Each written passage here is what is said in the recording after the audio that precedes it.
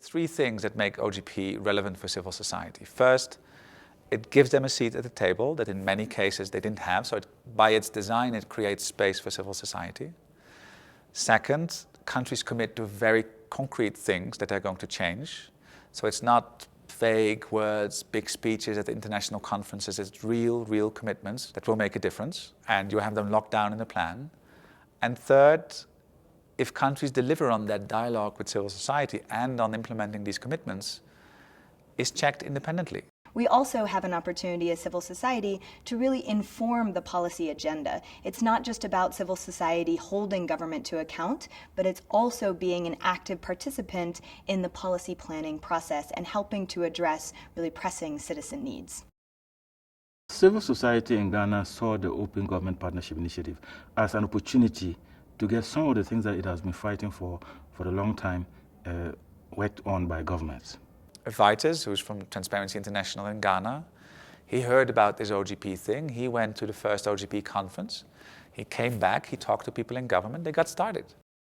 We had several organizations focused on those of the issues that OGP is dealing: transparency, accountability, access to information, public participation, innovations and technologies. So we gathered those of the organizations and supported developing the action plan.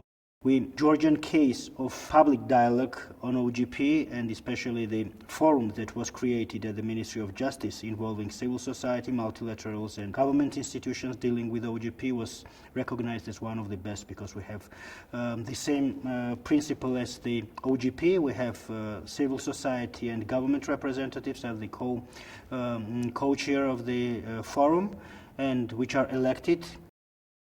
We drafted the recommendations, which were quite comprehensive, and the government worked on these recommendations, picked up those of the priorities that they would be working, so we had the first action plan. So this is how we started in Georgia, and it was quite a very good process of co-creation of OGP action plan and just implementation. El gobierno abierto en México ha ido paso a paso. El primer plan de acción lo publicó el gobierno sin consultar a la sociedad civil. Y eso fue, siento yo, un parteaguas que marcó la relación entre el gobierno y los mexicanos, y la sociedad civil mexicana. Y entonces, en el 2011 hicimos un plan de acción ampliado, en el que 8 organizaciones de la sociedad civil, invitadas por el gobierno por su experiencia en temas de transparencia y acceso a la información, pusieron sus principales temas, prioridades, buscando abrir información. Poco a poco, el siguiente plan de acción hubo una consulta más amplia a universidades, académicos y especialistas. Cerca de 100 expertos y funcionarios públicos trabajaron en la construcción del segundo plan de acción, que es el que ahora concluye. Y el próximo plan de acción pues tendrá nuevos retos porque queremos que la consulta sea aún más inclusiva para que el plan de acción refleje las verdaderas necesidades de los mexicanos.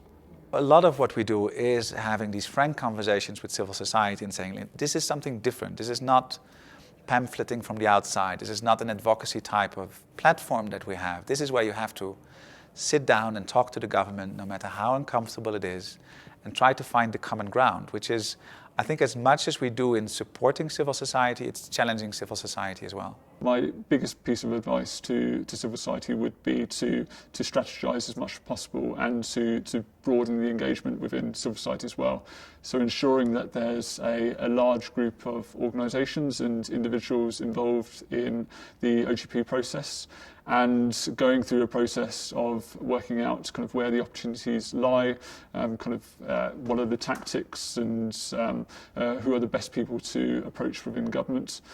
So kind of being as organised as possible from a civil society perspective, but then also identifying the right reformers within government who can support civil society to deliver that message to the key individuals inside government, and also who can be internal advocates for you. Civil society in Costa Rica, for example, sat down with all the candidates for the presidency to get their buy-in into the open government agenda before the elections happened, making sure that whoever won, there was buy-in for the agenda. It's real, like you are fighting corruption, you are making your government open, you are making your government more transparent and accountable to the citizens. You get citizen engagement, and this is for the future. This is for the future generations to live in democratic countries.